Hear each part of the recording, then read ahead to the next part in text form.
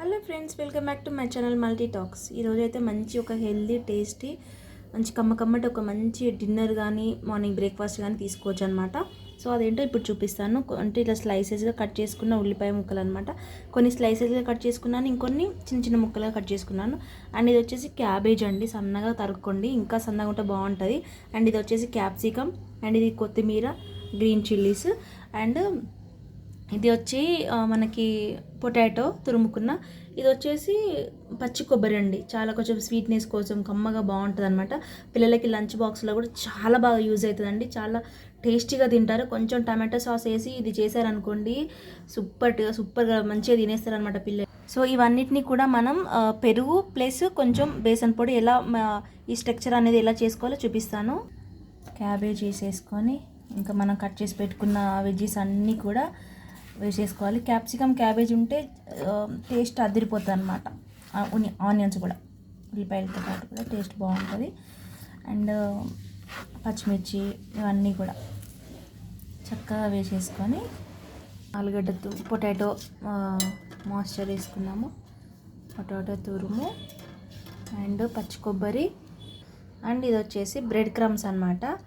Brown bread మంచిగా dry roast చేసి, చేయకపోయినా పర్లేదు, ఇంట్లో ఉంటే మనం ఇలా మిక్సీ పట్టుకొని పొడి చేసుకుంటే చాలా చాలా బాగుంటుంది అనమాట.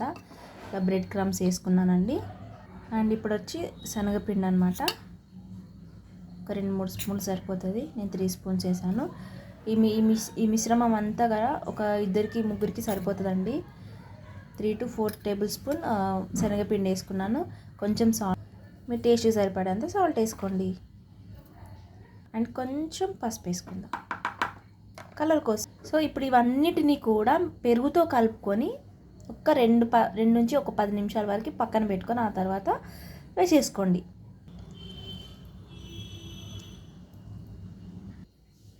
ఇలాంటి ప్యాన్స్ ఉంటే ఇలాంటి ప్యాన్లో వేసేసుకోండి. ఇప్పుడు ఆయిల్ కొంచెం ఇలా పెట్టేసుకొని ఇప్పుడు దీన్ని మనం ఇలా సెట్ చేసుకోవాలన్నమాట. చూడండి ఎంత మంచిగా కుక్ అయిపోతున్నాయో ఇవి. ఇప్పుడు వీటిపైన కొంచెం ఇట్లా ఆయిల్ చల్లేసాను. మీరు కూడా ఇలా చేసేసుకొని తినండి, హెల్దీగా టేస్టీగా సూపర్ ఉంటుంది అనమాట. ఒక 2 నిమిషాలు మూత అయితే పెట్టేసుకుందాము. ఇంకొకటి ఇలా ట్రై చేశాను అనమాట నేను, చాలా బాగుందండి, మంచిగా అయితే వచ్చినాయి. సో మొత్తానికైతే ఇవి రెడీ అయిపోయినాయండి. టేస్ట్ చేద్దాము. టమాటో సాస్ మీ ఇంట్లో నీకు ఏది ఇష్టమైతే ఆ పికిల్తో కానీ పచ్చడితో కానీ తినేసేయండి. టమాటా చట్నీ ఇట్లా ఉంటాయి కదా, కొబ్బరి చట్నీ, ఏదైనా సరే మీ ఇష్టం. టేస్ట్ మాత్రం అదిరిపోయింది. ఎంత హెల్దీ టేస్ట్ అంటే మంచిగా చాలా బాగుంది. నేను పైన అలా కొంచెం నువ్వులు కూడా వేసి పెట్టాను అనమాట.